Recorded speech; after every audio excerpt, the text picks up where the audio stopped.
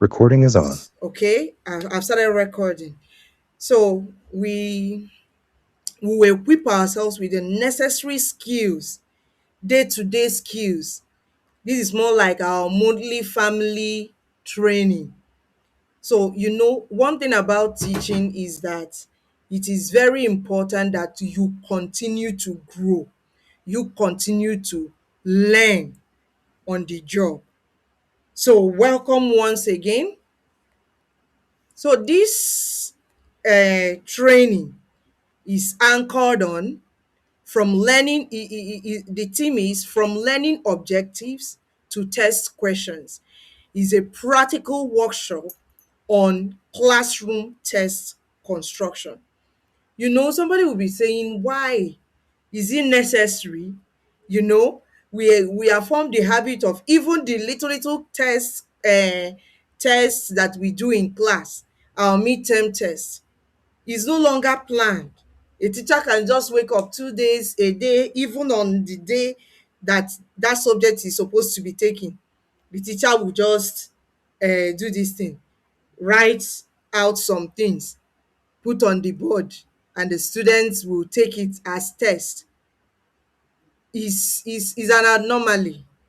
Is an anomaly. So, and you notice that after all these tests, you will see that children who are supposed to get a particular who are supposed to get a particular thing right, they are failing it. Why are they failing it? Sometimes it's not as if those children are dumb. It's not as if they don't know it, but everything surrounding our test administration is wrong. And more so, you are in a country like Nigeria. At the end of every this thing, at the end of every level, you see we take a first school living certificate, we take junior WAEC, we take senior WAEC, the JAMB and things like that. And all these first school living certificate, all these external exams are standardized tests. How can we, and why should we be uh, evaluating students in, how will I put it? Why should we be evaluating our students with a standard less than what we are preparing them to meet in future? It's not good. It's not wonderful.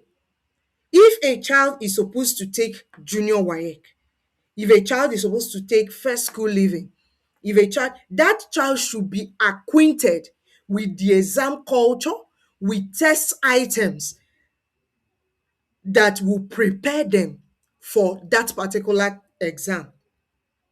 You see, during WAEC, people are having exam fever, people are having fright, anxiety. Why? Is because they are not prepared. They have not been prepared to face such an exam. I remember when I started a particular, when I came new to this particular school, on the day they were supposed to write their midterm test. They were supposed to, of course, then I was teaching literature. When they were supposed to write their midterm test, I've prepared my question before time because this is the culture I know. This is what I have been trained to do. Prepared my question ahead of time, and I went to submit. They said, no, we are not submitting anything. We don't submit. Just prepare your question and write. That particular day, I entered the midterm test. I entered the class to administer the midterm test questions, and everywhere was rowdy. It was a shock to me because I have not taught in a school that doesn't have an exam culture. Everywhere was rowdy. The students are sitting on the seats with their bag and things like that. Where I was coming from, midterm test is as important, is as planned as exam. I mean the end of the term exam. So it was a this thing to me. It was a shock to me. I was even much shocked that at the end, the when it was time for the exam, the end of the term exam, I got the question. In fact, the questions they partner with NAPS. The question arrived very late. It arrived that particular morning, and we needed to start sorting. These are conditions that can sabotage every effort that you have made to prepare these children for exam. We started sorting. We After sorting out the papers, only for me to look at my own paper, that's literature. It Everything was, there was no, it wasn't, it was so disorganized. I didn't know what to do. See, if you are that teacher, and if this is happening in your school, you are not prepared. You are not preparing your students for external exams.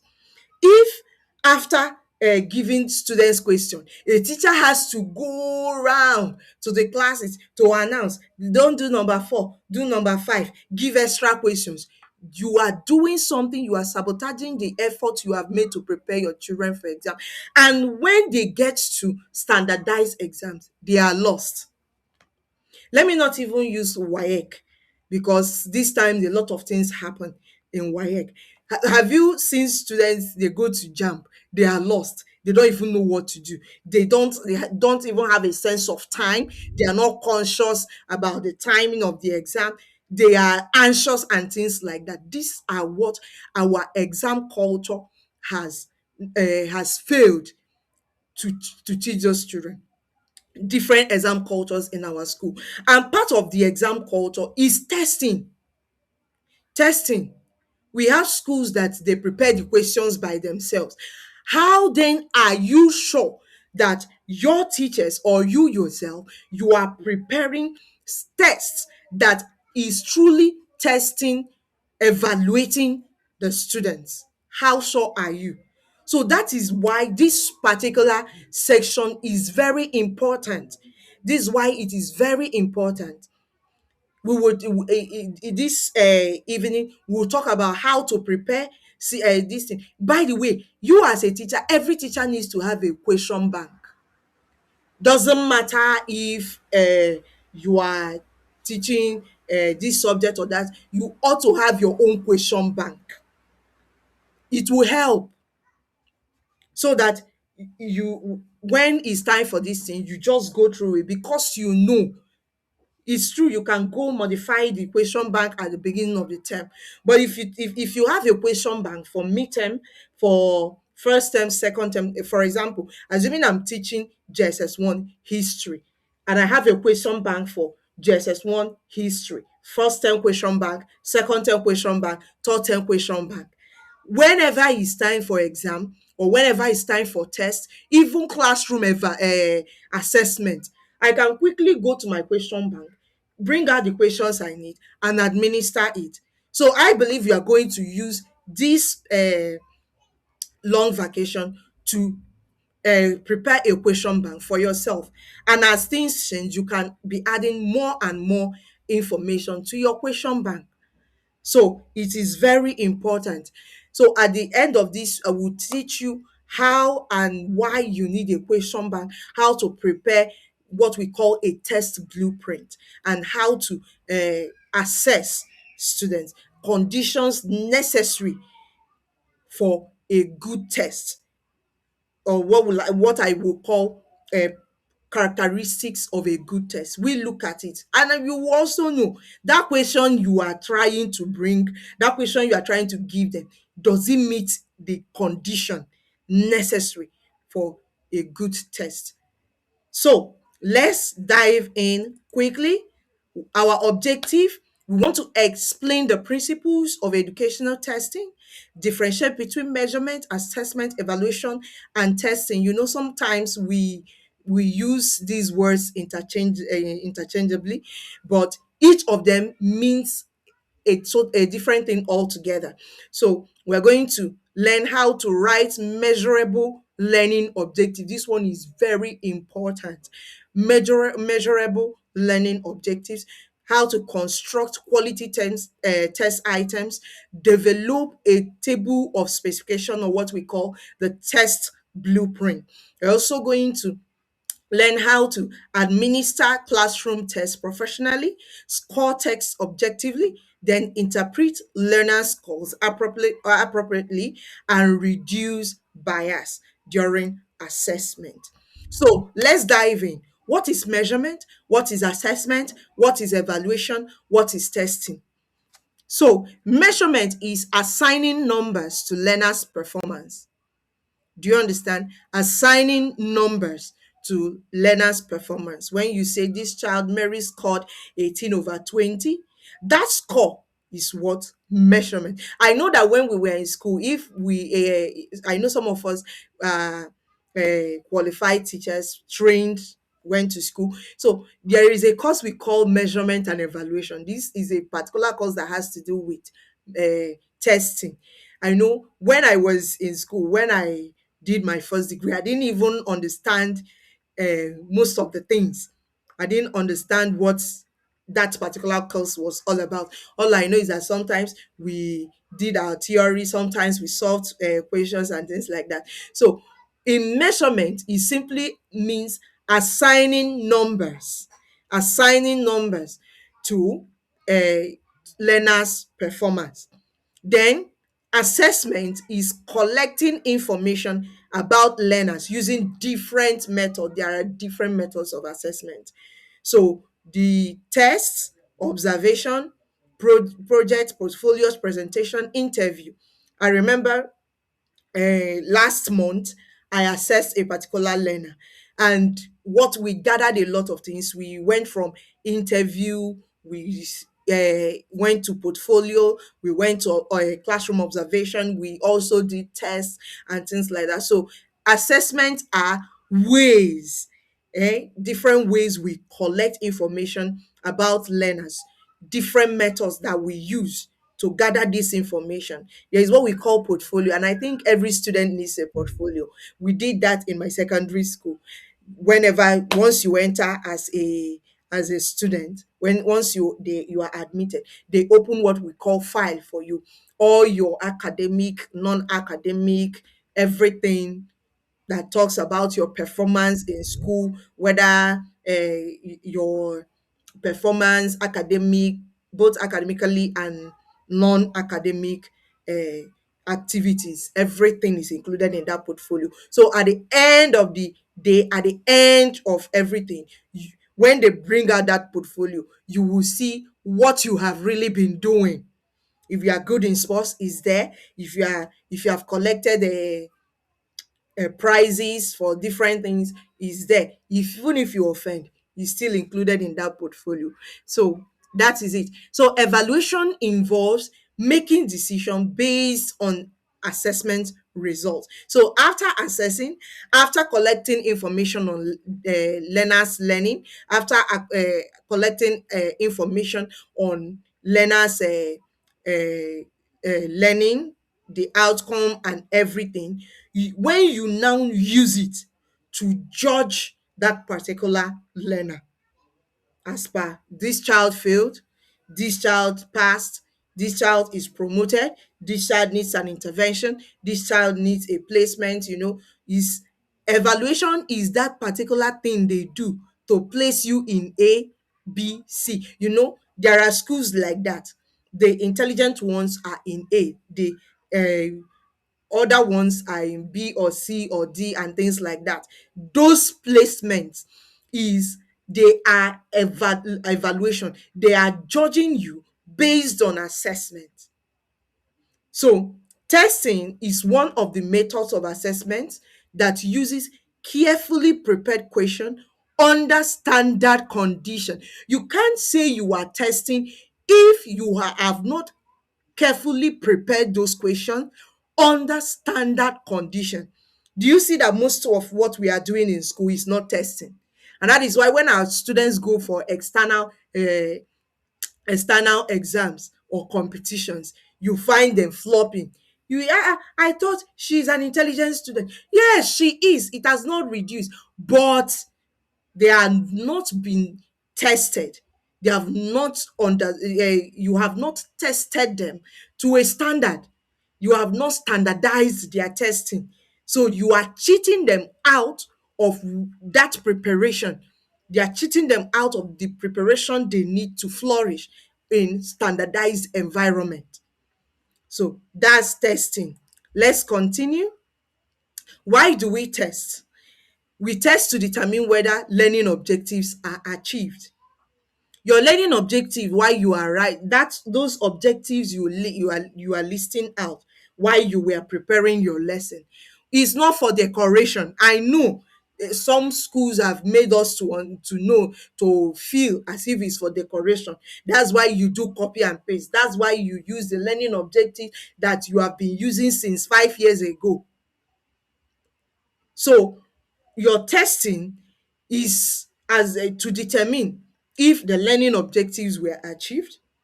Most of the times we don't even see it. I remember a particular school I once taught in. After the term, at the end of everything, we sit down with our questions. We sit down with our class goals, because we have class goals. We sit down with our subject goals, the goals we have for our subject. You sit down as with your class goals, because you're a form teacher. You sit down with your subject goals as this thing, as a subject teacher, and you sit down with your learning objectives. How far? They ask us and our proprietors will roast us one after the other.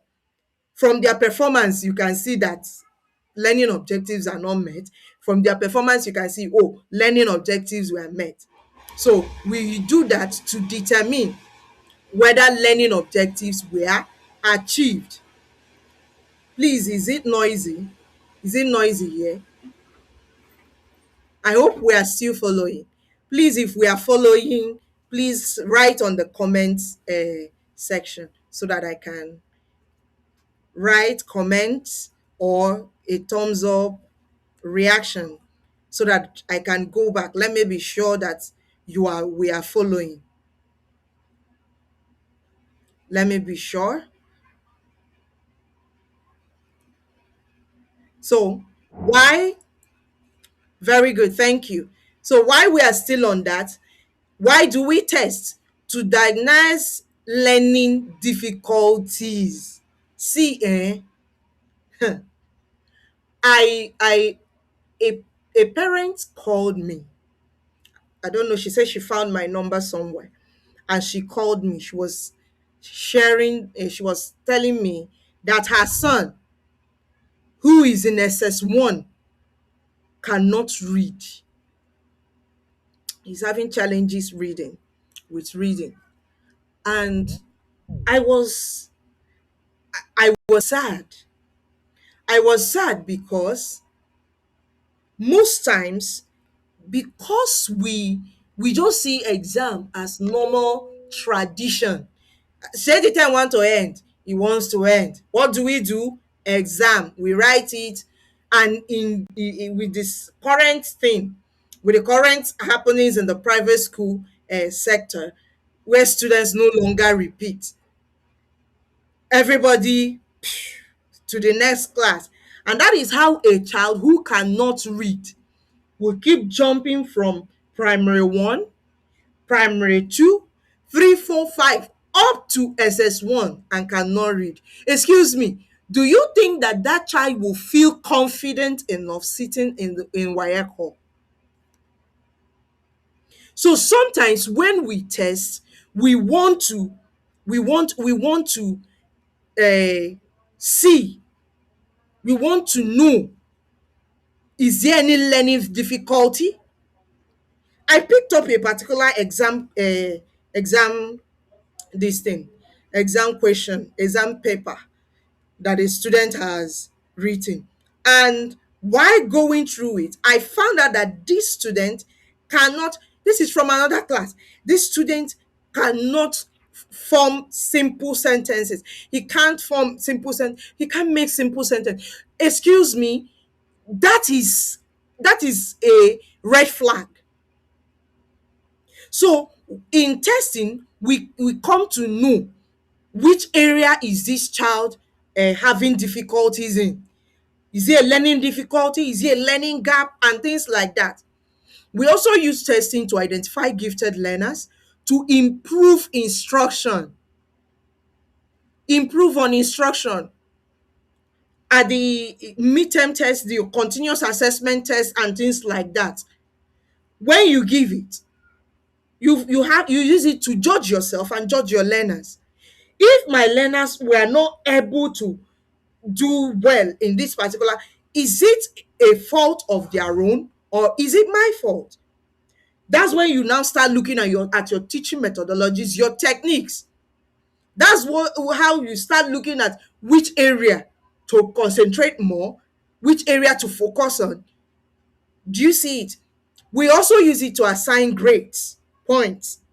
We use it to motivate learners.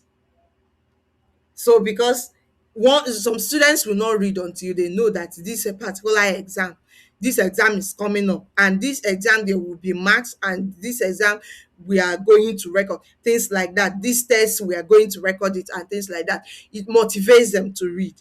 That is what we call extrinsic motivation. When learners know that there are marks awarded to this, they will do well. Then we use it to provide feedback. I've said it before. We use it to plan remediation.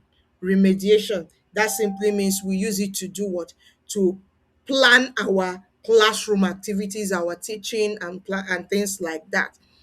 So let's move into this. This is very important. Characteristics of a good test. See, i remember I remember in this particular school where I told you that the questions were scattered and things like that. I remember, this is not in any way to discredit NAPS. This is not in any way to discredit them.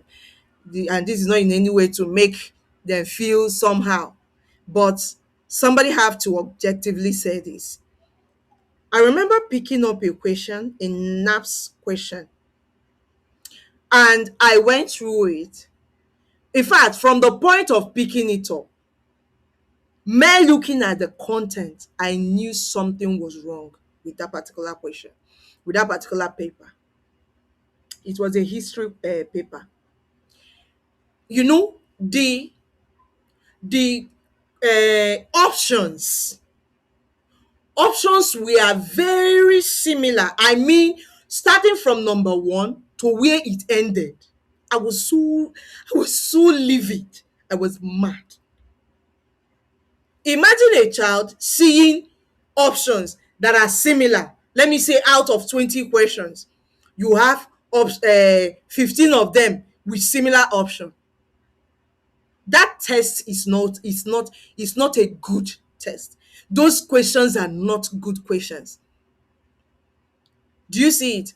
Because if this and the questions were so similar, sometimes they will repeat multiple times. At a point I said, even if it is this thing, even if it is what do they call it, AI, that did this thing, somebody could have just edited that particular question. Do you see it? Somebody would have edited it. The questions were so confusing, and I predicted it. I said these children will fail this particular thing. They will fail this particular subject. And guess what? They failed it. Both the ones that were intelligent. They were just few that were able to scratch 40 over 60. For you to see that most times a good test, there must be some things that you will see to know that this test is a good test. There must see that's what we call item differentiation. That's what we call item differentiation in psychometrics. So let's look at characteristics of a good test. I hope we are still following. Are we still following? So let's continue. Number one in characteristics of a good test is what we call validity. Validity. Validity is a good test should measure what it intends to measure. Do you understand? A test being valid is simply that this test is measuring what we intend to measure. You cannot say that you want to measure what do we call it, cognitive, you want to assess the cognitive ability of the people, and you are giving them uh, questions that measure the what do they call it, the affective domain. But the questions are supposed to be recall, remember, and things like that. You are telling them about how they feel, how they relate, and things like that. If you say that, okay, we want to test if okay, if you are saying we want to test a student's understanding of fraction, and you are giving them questions questions on questions that are not fraction. Sometimes even if you are testing their fraction at each level, at every level, there are things they are supposed to know concerning fraction. So you cannot be testing what do we call it, primary one, basic one, on fraction, and you are giving them lowest uh, breaking it down to the lowest, what do they call it, to the lowest term. No, that is for upper basic, isn't it? So a question being valid is that it is testing what is not just testing fraction alone. It should be testing their level, at that level where they are, what they are supposed to know in fraction. Do you understand? So sometimes we like to tell ourselves, let me set questions that will make these students think outside the box. Why you have not taught them to think outside the box in that particular area? Do you understand? And I think I remember a friend of mine telling me, this particular friend of mine is someone who I can say that she wasn't doing so well when she was in Nigeria.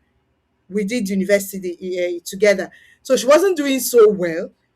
So, but she went abroad, and she when she did her second degree, not masters, she went to do another this thing. She went to do another year, another undergraduate work.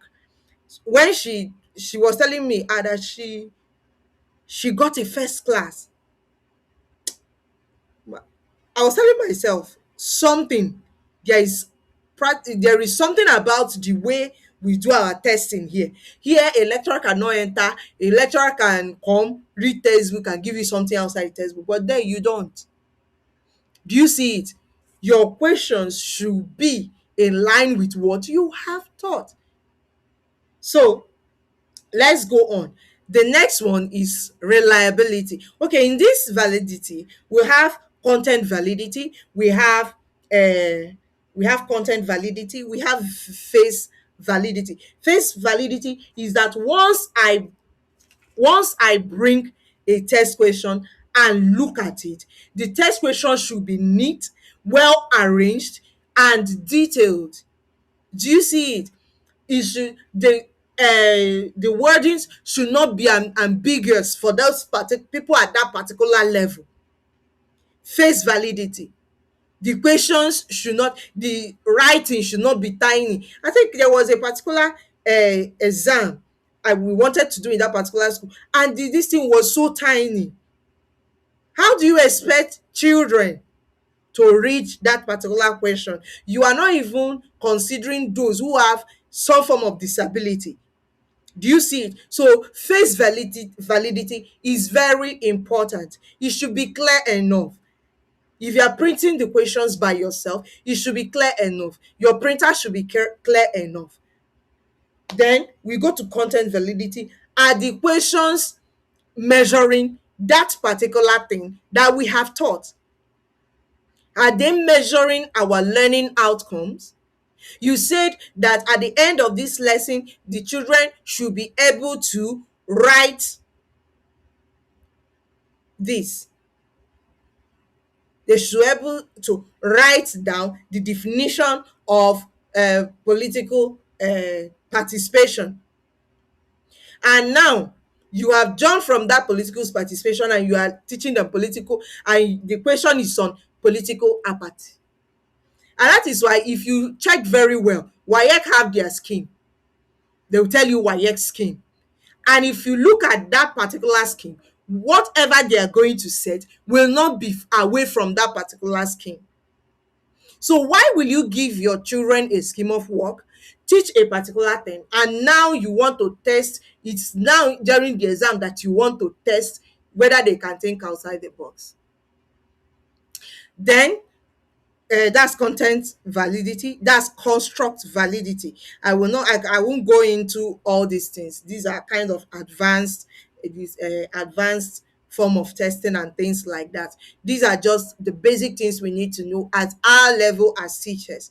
There are psychometricians, those who their work is to prepare, and that's what these standardized exams do. They employ psychometricians. These are the people that prepare their that's why if you look at WAEC question, you will see that it is no joke.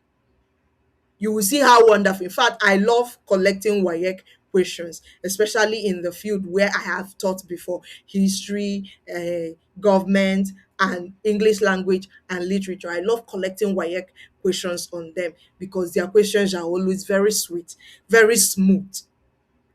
So another characteristics of a good test is reliability.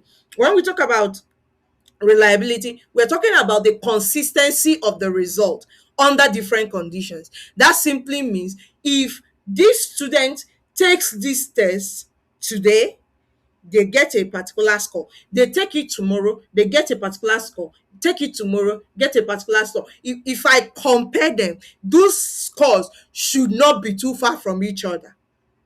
For example, if I administer this test today, that simply means if I administer, maybe I administer English questions today and they score 70. If I administer it tomorrow, they might score 68. Administer it next tomorrow, they might get 72. You see that they are on the same this thing. They are on, that's consistency of the result. If this test is actually good, if this particular student takes and retakes this particular test under the same condition, they will be able to get similar scores, different consistently. That's reliability.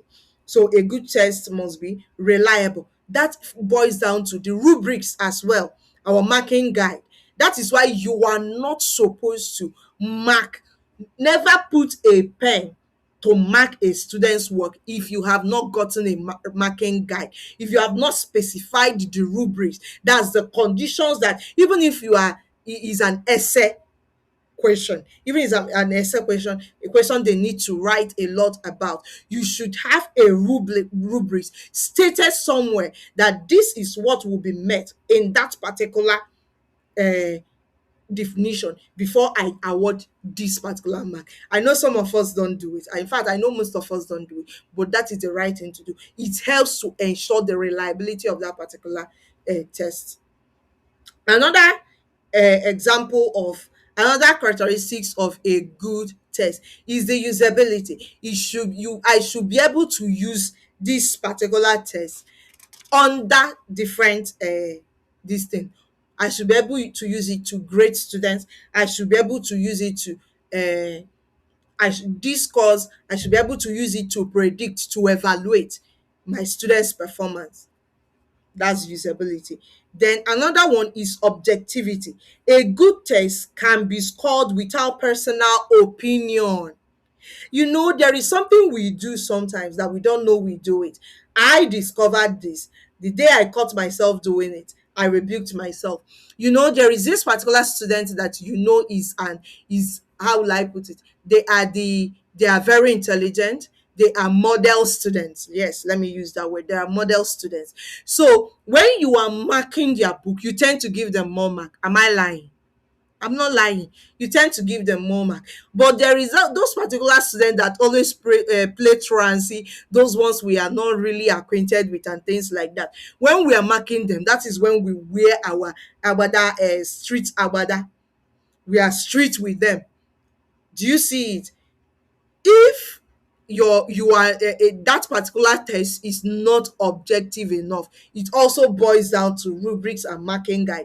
If it's not objective, you will find out that what we call assessment bias will enter.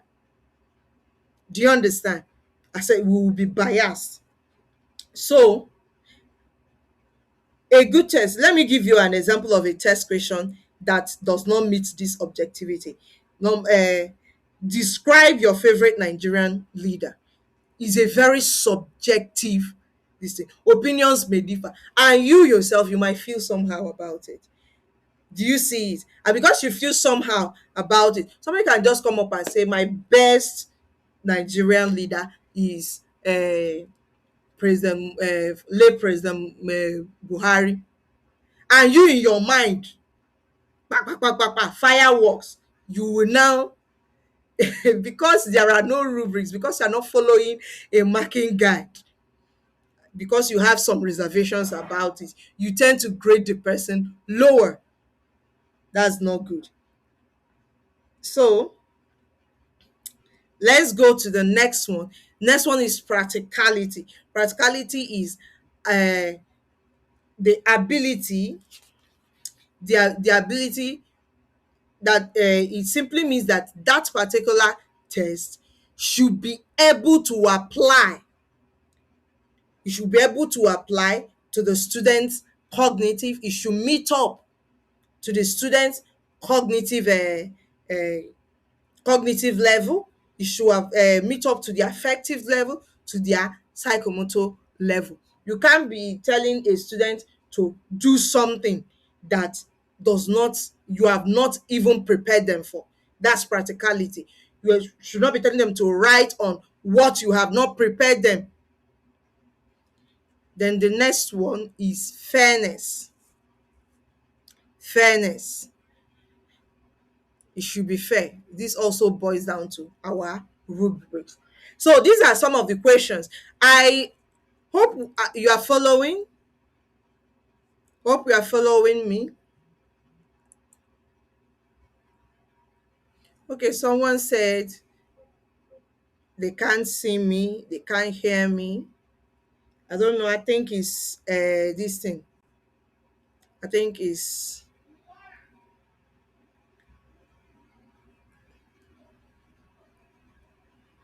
a network. Can you hear me now? Can you hear me?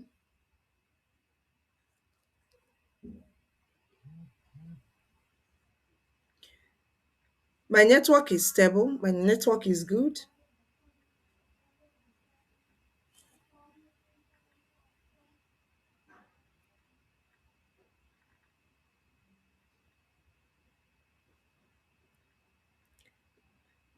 Please hold on for a minute.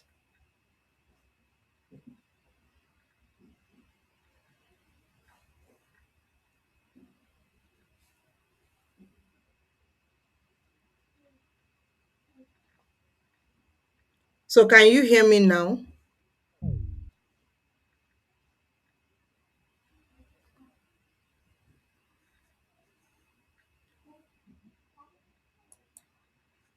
Let me stop sharing.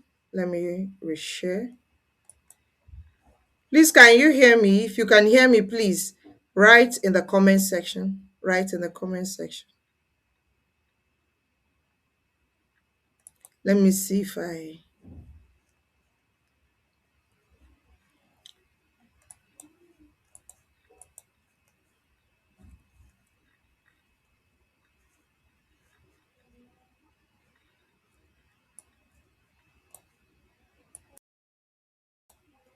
can you hear me now?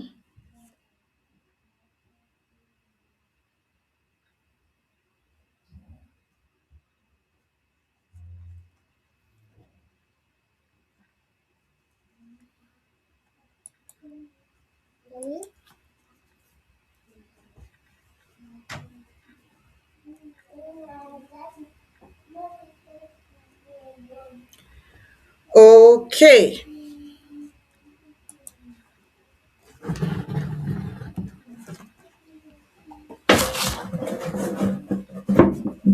I'm coming.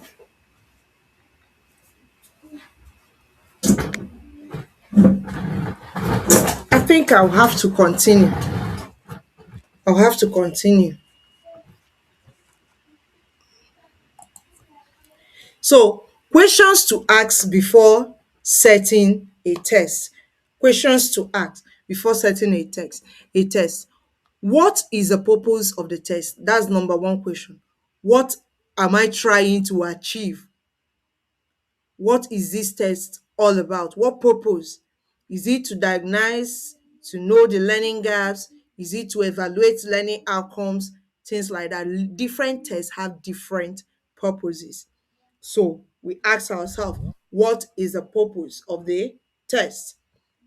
Then another one is, what skill or aptitude do I want to measure? What skill or aptitude do I want to measure?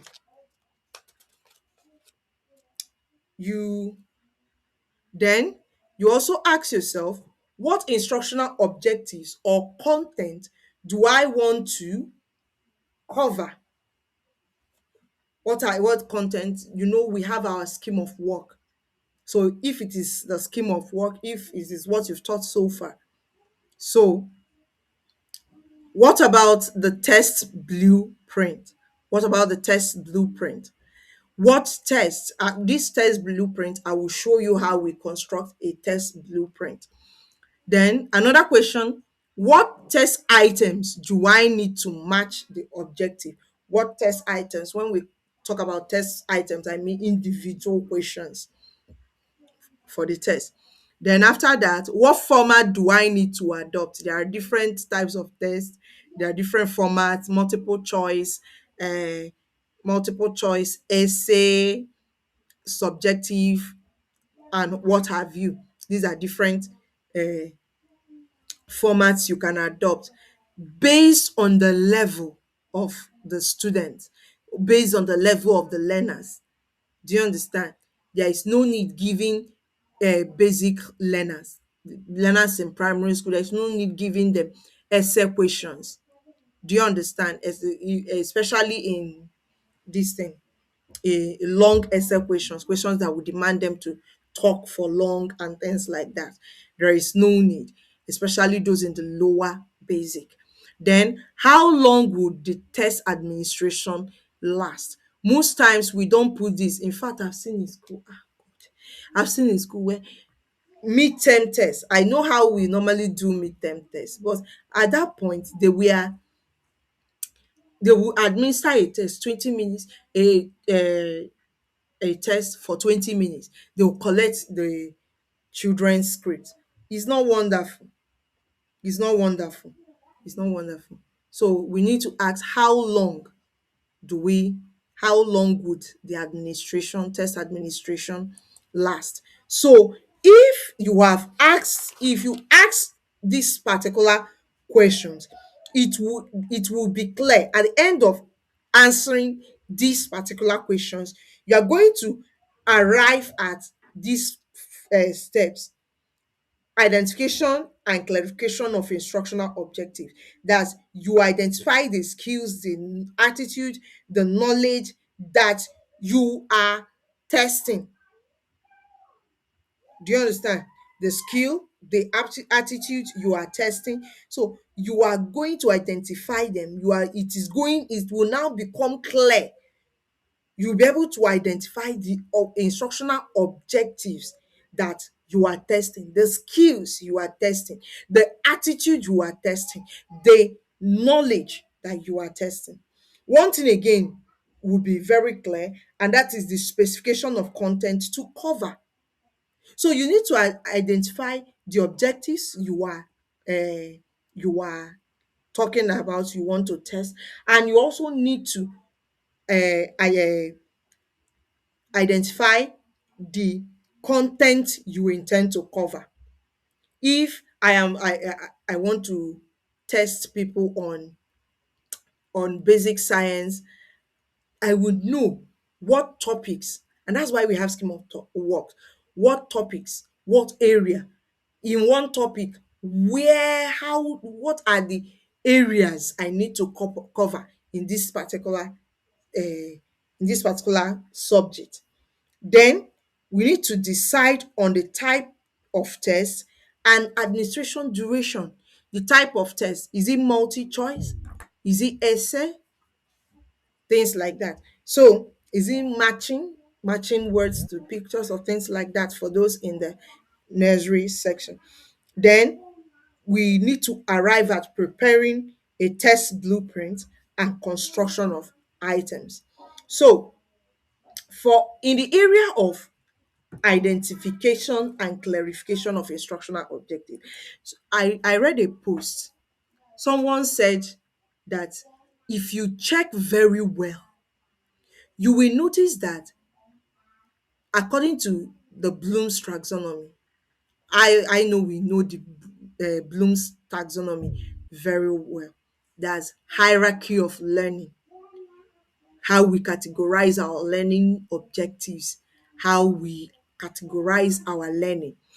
If you look very well, you will notice that most times we stop at number one and number two in test preparation, even if our teaching.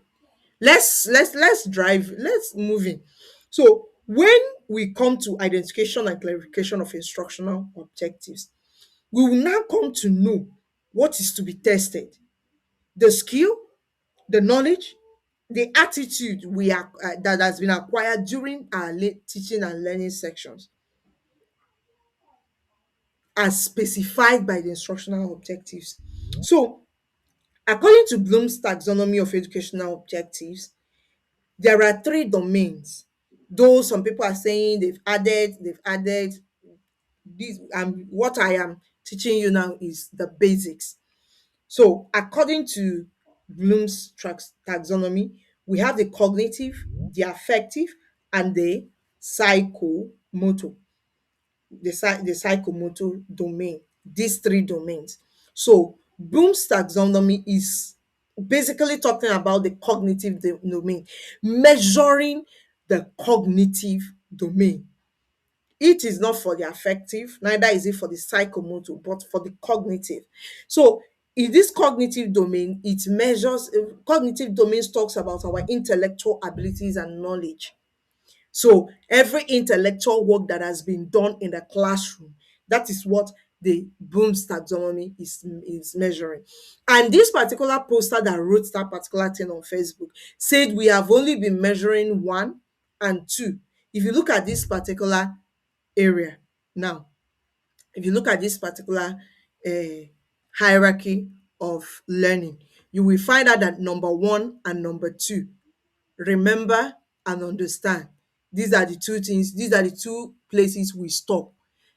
Now imagine you are stopping there, why you need to go all the way up,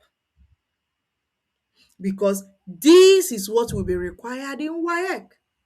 From remember to understand, apply, analyze, evaluate, create. These are the things that is being checked. These are the things that are being tested, different areas of cognition that are being tested. But in our own school, in our individual schools, we are so comfortable only measuring, remembering, and understanding.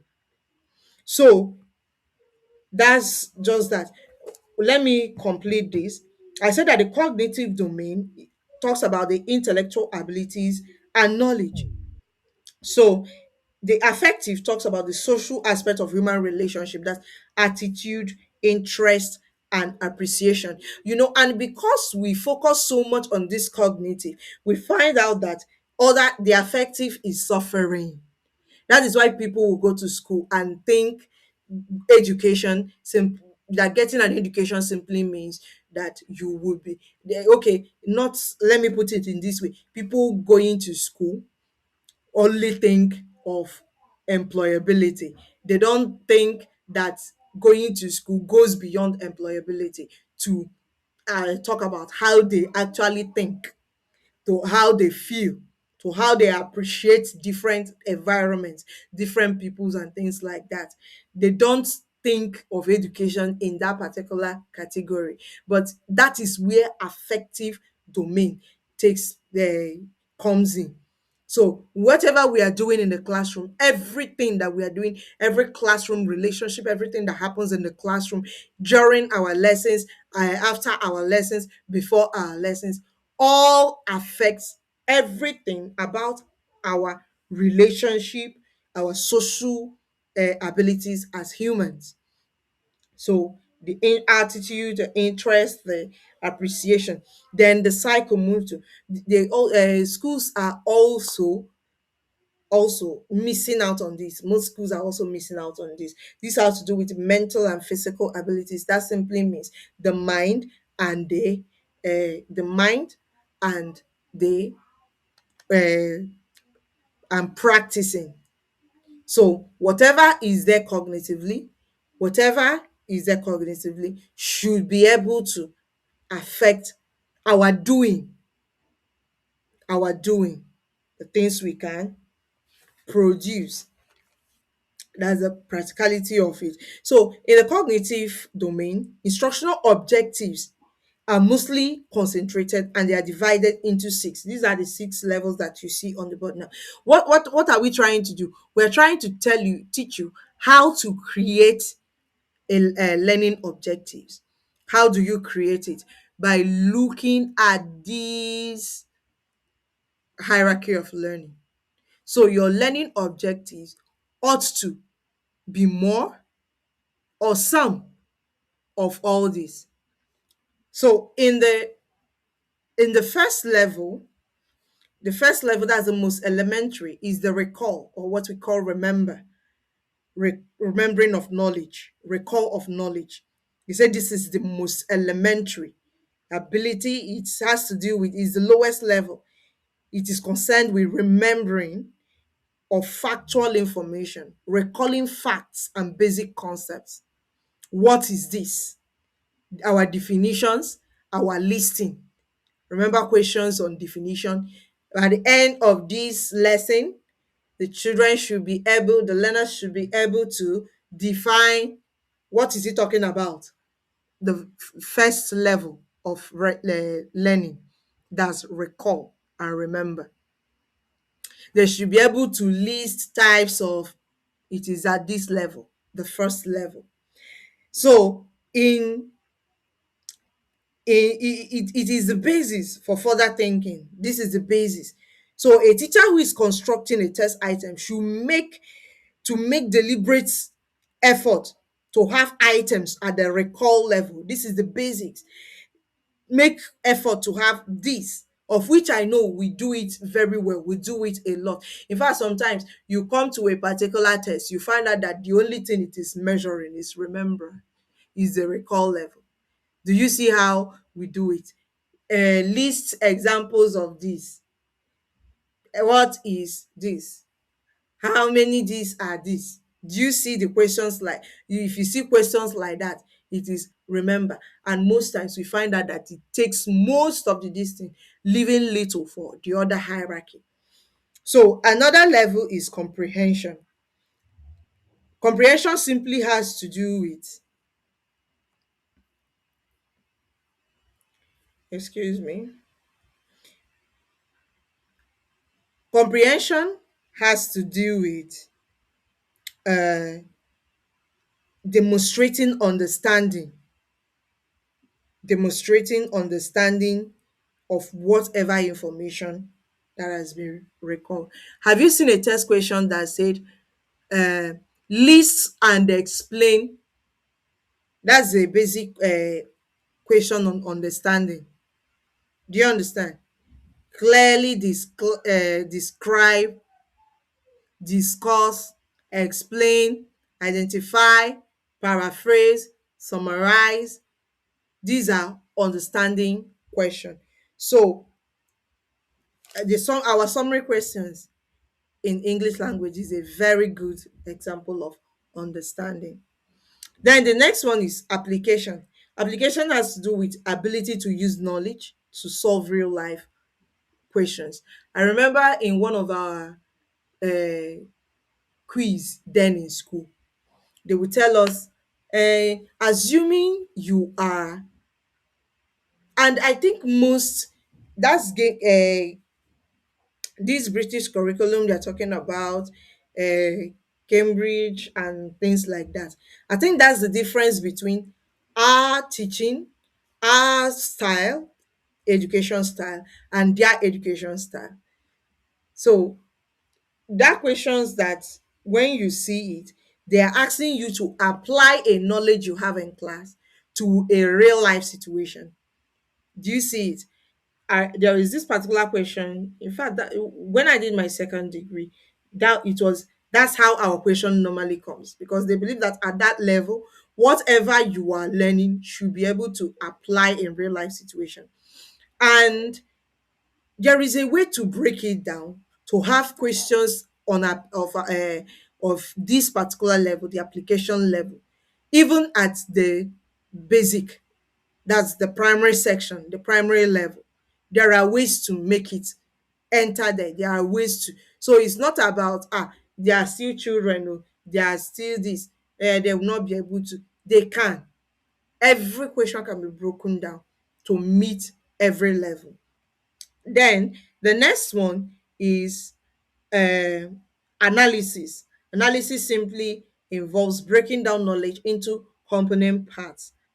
Do you understand? Breaking down knowledge into component parts. When you tell them compare and contrast, differentiate, examine, experiment, question these.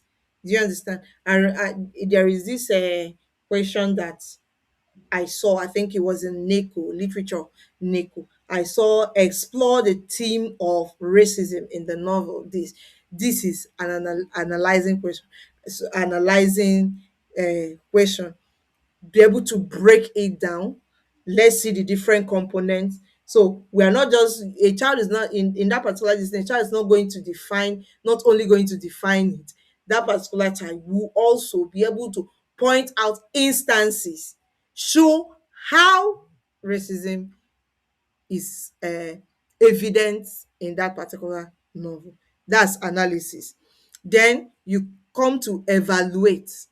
Evaluate simply means judging, to be able to, when that stage of learning where a child is able to judge, make decision, pass judgment about a situation based on a particular criteria or standard.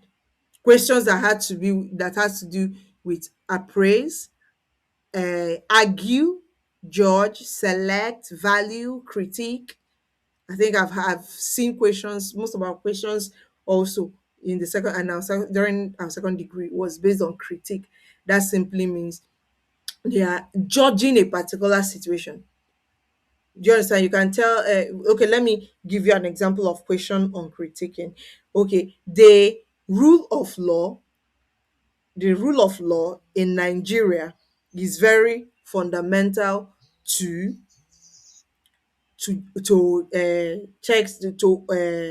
checks and balances. Critique.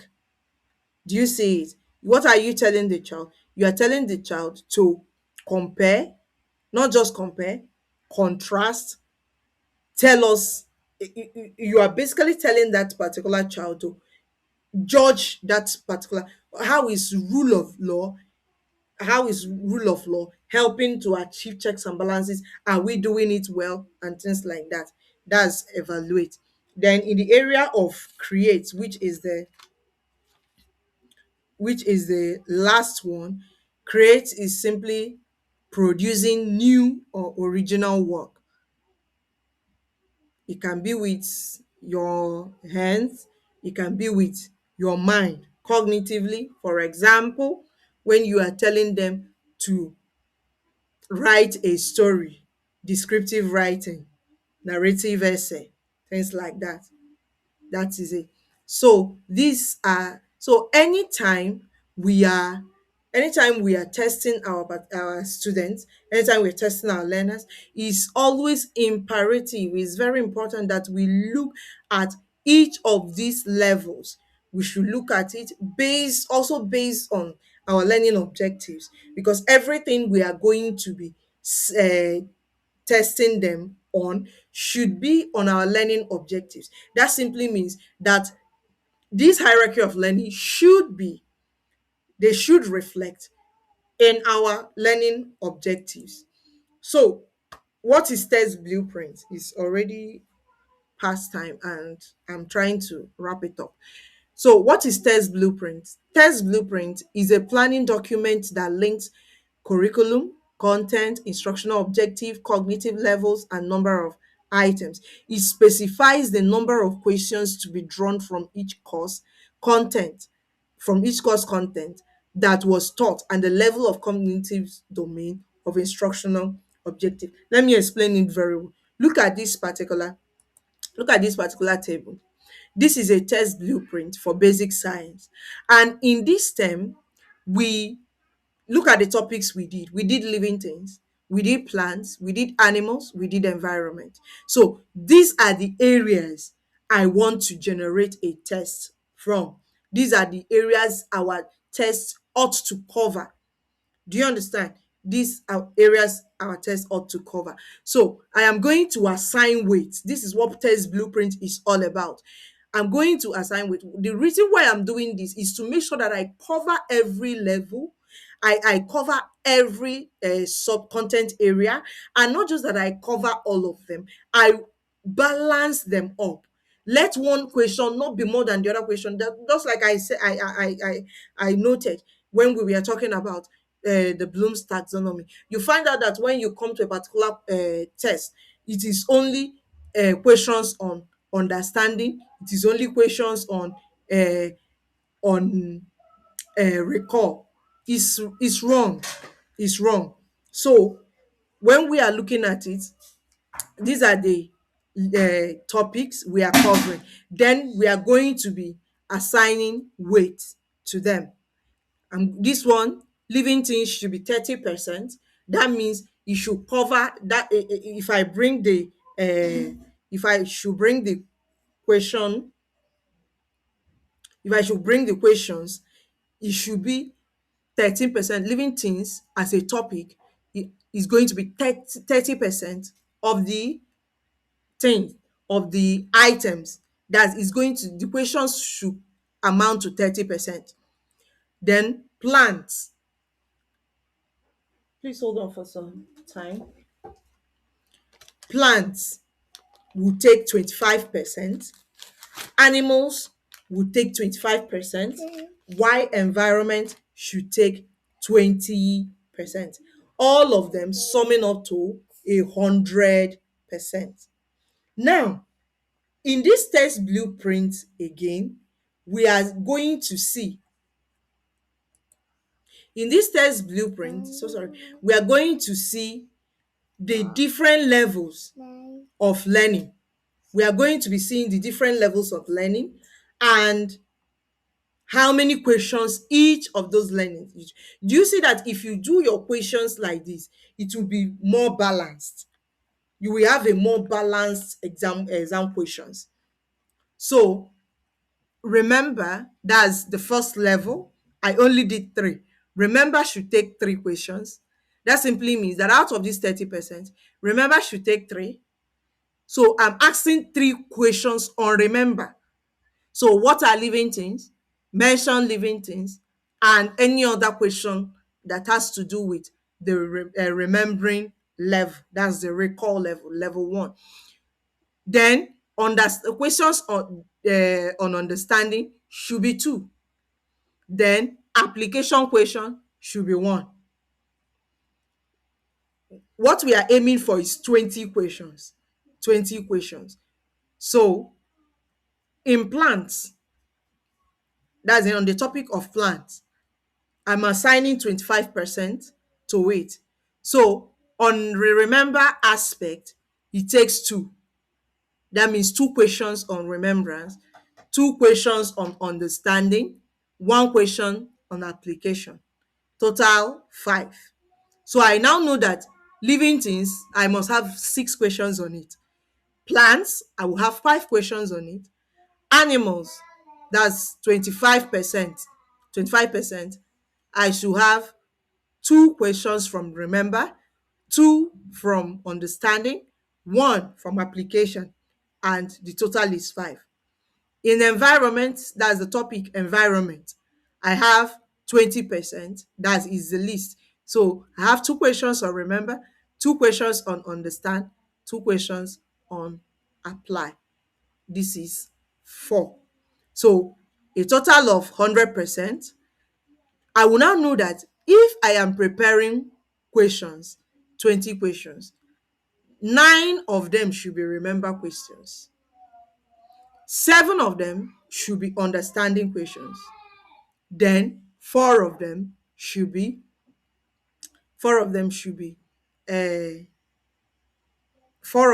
questions on application, and total of them total of everything is 20. So this is what a test blueprint. If you do it like this, if you can at this point do it like this and fit this particular this thing into AI with your scheme of work, just feed it into AI with your scheme of work. AI can generate test questions even if you can't do it. So test blueprint is very important. It balances everything out. So steps in developing a table of specification. 1 is to list the topic you have taught. 2 is to estimate the instructional time or emphasis for each subject, for each topic. Do you understand? Emphasize the time the student will spend in that particular, on each of those questions or each on those topics. Then decide the total number of test items. If it's 20, decide it. If it's 100, decide it. Then allocate items proportionally based on topic weight. There are topics that you know that these topics are very important. There are topics, we call them A topics, the A topics, topics that are very important, and there are less important ones. Allocate items proportionally. Then distribute items across Bloom's cognitive level. You see, if you do it like this, you should be able to get, if not all, but most of the cognitive levels. Then verify that every learning objective is represented. This is for those who are preparing questions by themselves. If you are preparing questions by yourself, this is very important. If you do it like, if you can come to this point of test blueprint, if you can come to this point, feed it into AI. Feed in your scheme of work. AI can analyze it for you, set questions, and you will see that those questions are balanced.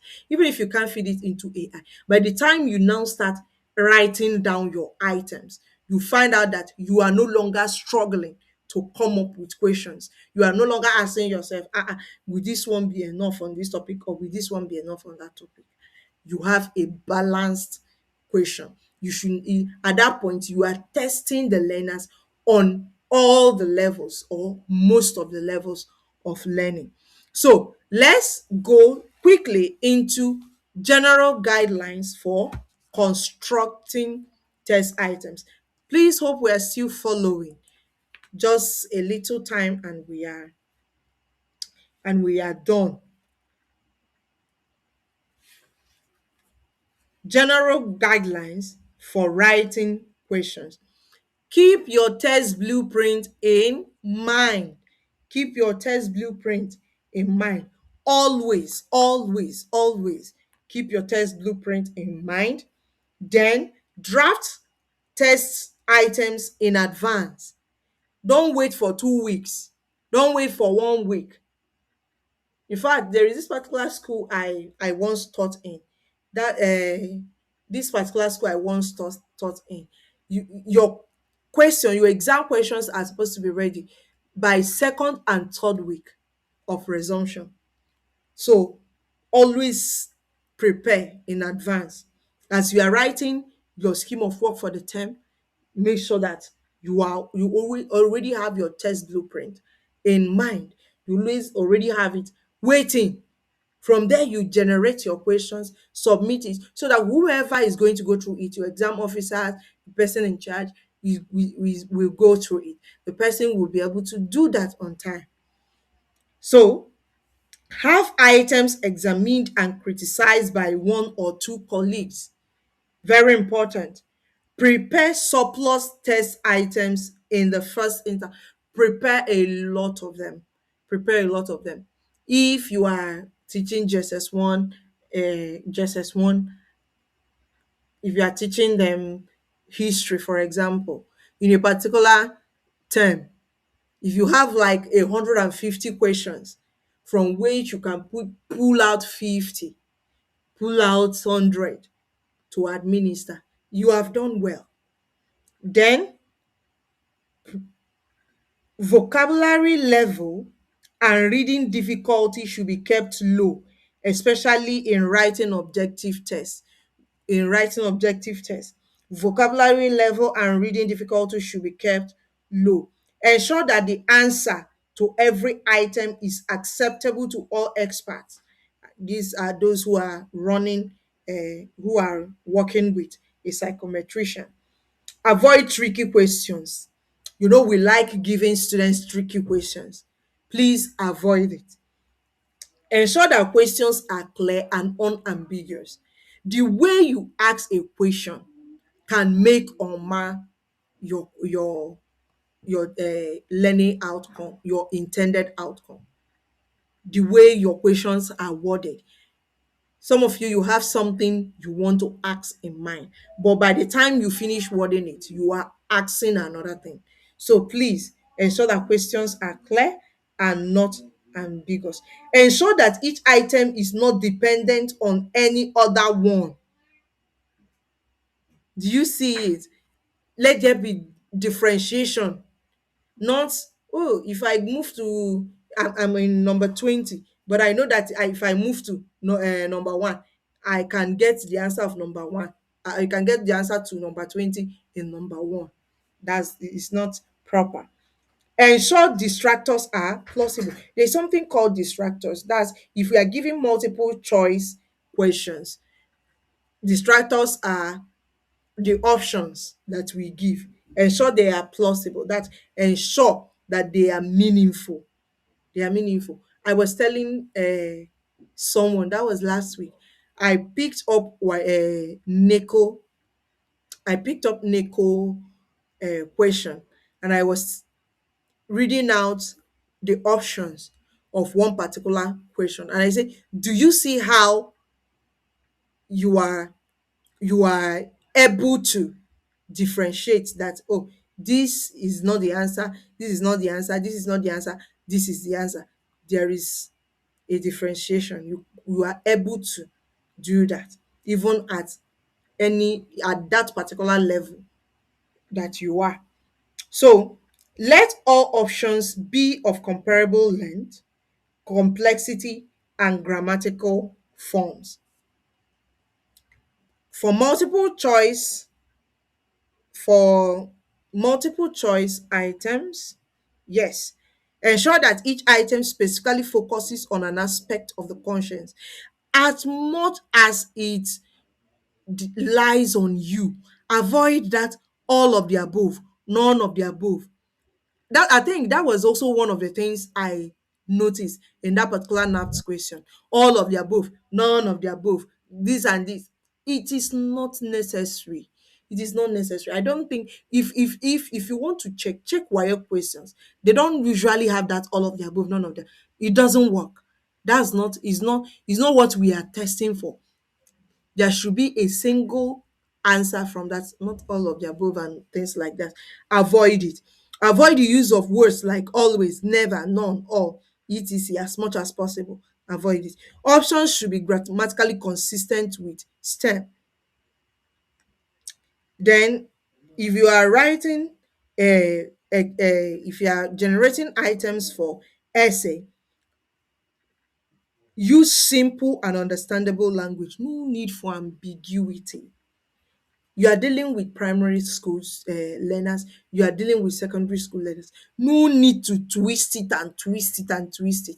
We like making things very hard for ourselves, and if it's not hard, it's as if we Nigerians, we like things being hard. If it's not hard, then we are not working. Please avoid twisting, avoid tricky questions, avoid ambiguity of any form. Let it be clear. If you're asking a question, let it be clear. Let the questions be clear. Provide enough time for administration. Very important. Very important. Avoid giving choice questions where possible. That's write on this or this or this. Avoid it. Then arrangements of questions on paper, I will just go through it, and that will be: avoid separate sections for separate format. Allow separate sections for separate formats. That's essay, objective. Don't mix them up. I don't think anyone will.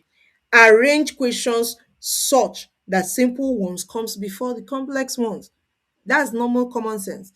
The simple, remember, we move from the known to the unknown, from simple to complex in our you see. Avoid crowding of question paper. Have you ever seen your question? All of them, the spacing and everything. Very wonderful. So keep all options to an item on the same page with the item. This if you if this particular arrangement of questions on paper is simply talking about what? Face validity. Keep all necessary materials for a particular question: the diagram, the sketch, the tables, the graphs, and things like that. Then, when it comes to test administration, get question papers and answer sheets ready in the required quantity in advance. Today, we are supposed to take English language. We have now printed paper for English language. We come to school and now we start running around. That's how some people will print and make mistakes. It's not proper. Prepare test rooms, halls in advance. Students don't move their seats that morning. If they are staying in the hall, let everything be well arranged prior to that particular day. Keep the rooms clean.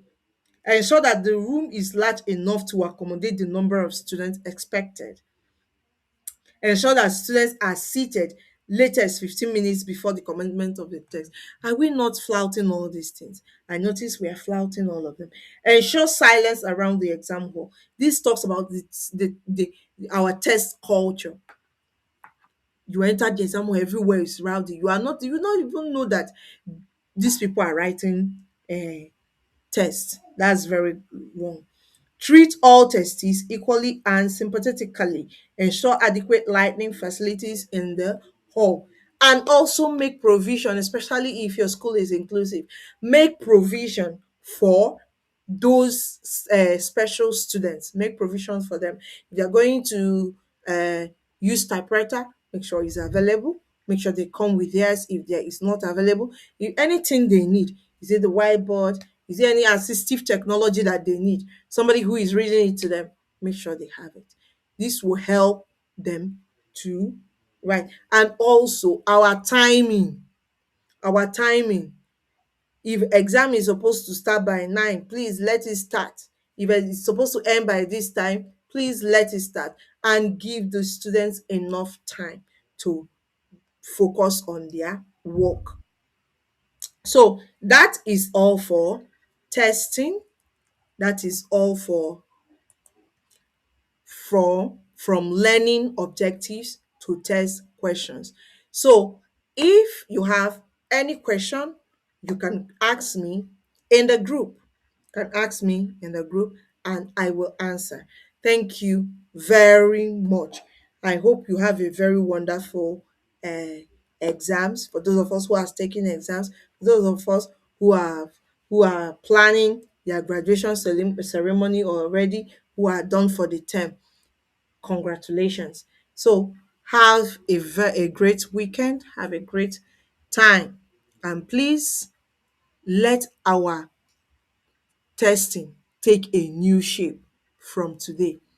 I remain your favorite school psychologist, Chinyere Nwaebiem. So every question you need, every question you have to ask, ask on the group.